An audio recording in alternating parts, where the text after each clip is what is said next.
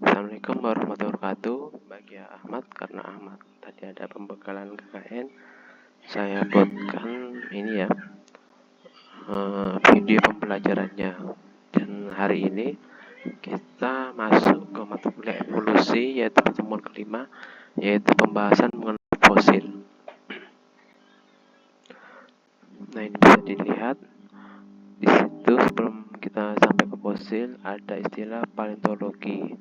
Asal katanya paleotopas, otus itu life, logos itu science. Jadi pengetahuan kehidupan masa lalu. Nah, ini adalah studi kehidupan masa lampau atau studi sisa-sisa organis dalam konteks catatan geologis dan menemukan hubungan evolusi dari fosil dan mendapatkan fosil dalam ruang dan waktu. Paleontologi ini terbagi menjadi dua, yaitu paleobotani dan paleozoologi, berarti mempelajari kehidupan tumbuhan dan hewan masa lalu. Dilihat dari asal katanya fosil, fosil itu yang berarti menggali dan atau sesuatu yang diambil dari dalam tanah ataupun batuan. Ini berupa sisa, bentuk, atau indikasi kehidupan makhluk hidup masa lampau, berupa sedimen-sedimen sesudah semua komponen organisnya itu hilang. Kemudian fosilisasi itu proses penimbunan sisa-sisa makhluk hidup yang terakumulasi dalam sedimen ataupun endapan-endapan, baik yang mengalami pengamatan secara menyeluruh, sebagian, ataupun jejaknya saja. Proses fosilisasi minimal itu memakan waktu 7.000 tahun. Bagian yang dapat menjadi fosil itu berupa tulang, gigi, tanduk, cangkang, remis, dan karapaks. Karapaks itu kerangka luar bagian atas kura-kura. Kemudian fosilisasi itu adalah pergantian bahan organis dengan bahan organis, akhirnya membentuk fosil. Adanya bahan organis tulang, gigi, tanduk dicampur dengan bahan alamiah kalium kalsium, dan akhirnya mereka terurai, bentuk organisnya jadi pengerasan ditambah adanya zat kimia ataupun geologis. Kemudian fosil dalam paleontologi itu terbagi menjadi dua, yaitu makrofosil, dapat dilihat dengan mata biasa, makroskopis.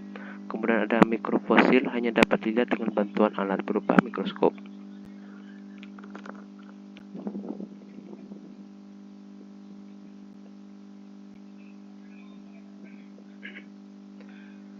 Oke, syarat untuk menjadi fosil yang pertama itu organisme atau sisa organisme terbebas dari kanjuran.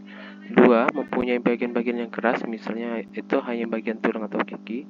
3. Begitu mati segera masuk ke media pengawet, baik itu aspal, pasir, abu vulkanik, laut dalam, dan atau resin dan damar, sehingga itu bisa terhindar dari seleksi alam ya, dari pengerusakan dari alam. Yang keempat, segera terhindar dari proses kimia baik itu oksidasi dan reduksi. 5. Tidak menjadi mangsa binatang lainnya sehingga tulangnya itu utuh.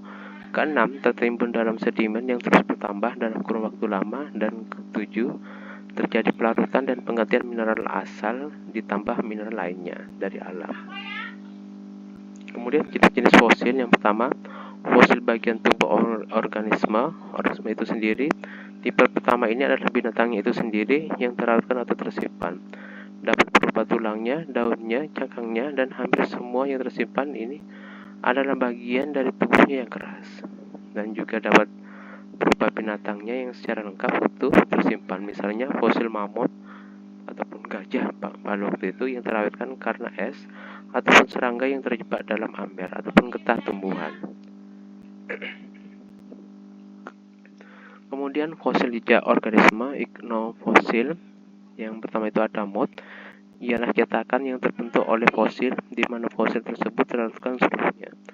Yang kedua itu ada kas, ialah mold yang terisi oleh mineral sekunder membentuk jiplakan secara kasar mirip dengan fosil aslinya. Ketiga ada coprolit, ialah fosil yang berupa kotoran dari hewan. Dari kotoran ini dapat diketahui makanan, tempat hidup, dan ukuran relatifnya. Yang keempat itu ada mold atau cetakan. External mode menunjukkan morfologi ataupun bentuk luar. Ada internal mode menunjukkan permukaan dalam atau inner surface berupa cetakan negatif. Dan kas itu berupa cetakan yang positif, artinya cetakannya itu masih terlihat dengan jelas.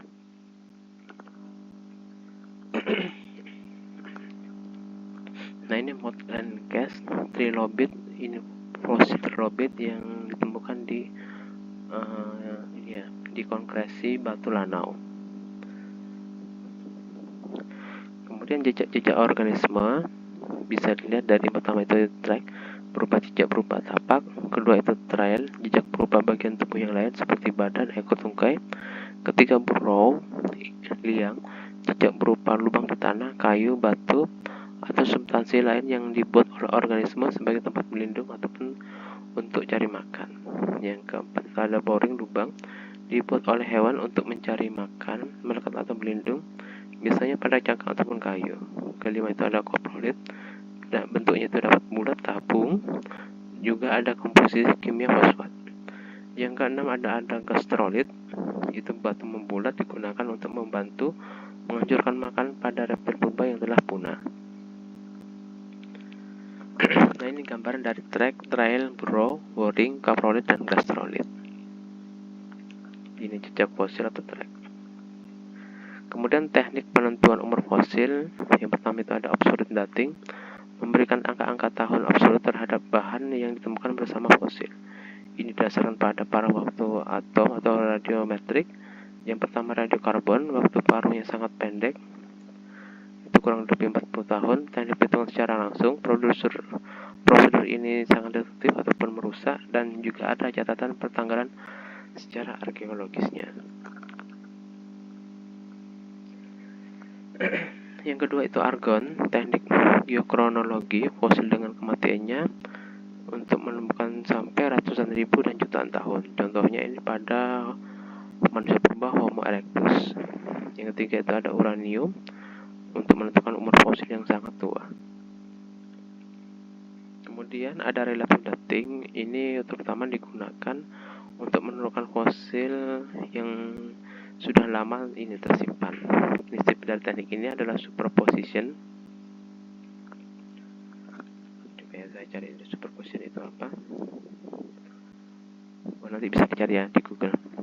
Kemudian menempatkan fosil pada urut-urutan yang berhubungan satu sama lainnya. Ini pendekatan dasar, stratifikasi, dan hubungan batu. Stratifikasi itu dan litografi batu berlapisan, dan biostratigrafi kehidupan berlapisan.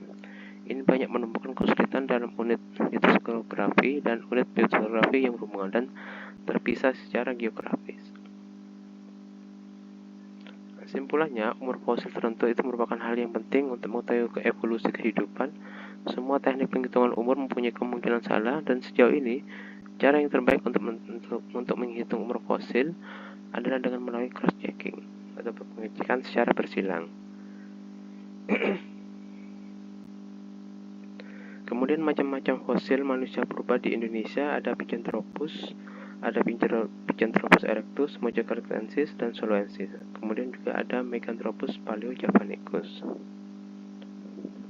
Homo erectus, manusia yang berdiri tegak, hidup selama masa Pleistosen dan tertua, itu berusia 1,8 juta tahun yang lalu. Pertama kali ditemukan di Trinil, Ngawi, Jawa Timur oleh E. Dubos, berupa fosil atap tengkorak dan tibia yang kemudian dikenal dengan nama Pithecanthropus erectus. Menyusul kemudian ditemukan di daratan Cina dan beberapa tempat di Asia Selatan dan Eropa bagian timur selain Afrika.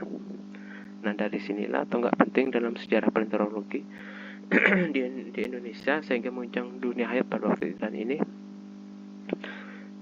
contoh replikanya bisa dilihat di Tugu Monas ya, di bagian lantai dasar itu.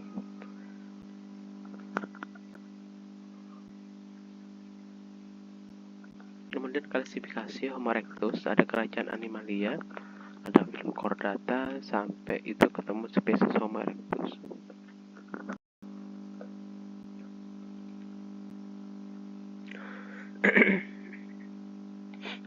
Yang pertama ada Pithecanthropus. Di sini disebut dengan Homo erectus. Itu ditemukan di Ngawi.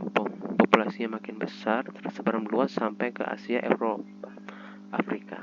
Kemudian ada juga penamaan Homo sapiens solensis, Pithecanthropus solensis, Homo erectus solensis. Kira-kira 350 juta tahun yang lalu sudah bisa membuat api. Volume otak rata-rata 1000 cc, tidak ada dagu, tinggi badan rata-rata 165 cm, hidup berkelompok sampai 60 orang. Mereka cari makan dengan cara berburu, baik itu makan hewan, tumbuhan, akar, buah, hewan kecil di hutan, sampai sungai. Umurnya hanya sampai 30 tahun. Dan mereka berevolusi dari Pithecanthropus ke Homo sapiens. Dia hidupnya 1,8 sampai 0, juta tahun yang lalu dan sudah memiliki prabahasa.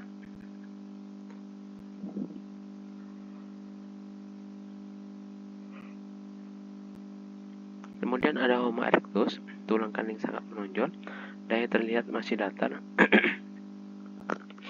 Bentuk atap tengkorak pendek dan memanjang ke belakang. Tulang-tulang tengkoraknya sangat masif, terutama di bagian sisi kanan dan kiri. Muka terlihat pendek dan menjorok ke depan dengan tulang pipi yang lebar dan menonjol. Gigi gerigi sangat besar, rahang kekar, tidak ada tonjolan dagu. Aspek fisik tengkorak masih sangat arkaik dibandingkan dengan manusia, artinya masih sangat jadul itu bentuknya. Anggota badan itu serupa dengan manusia modern.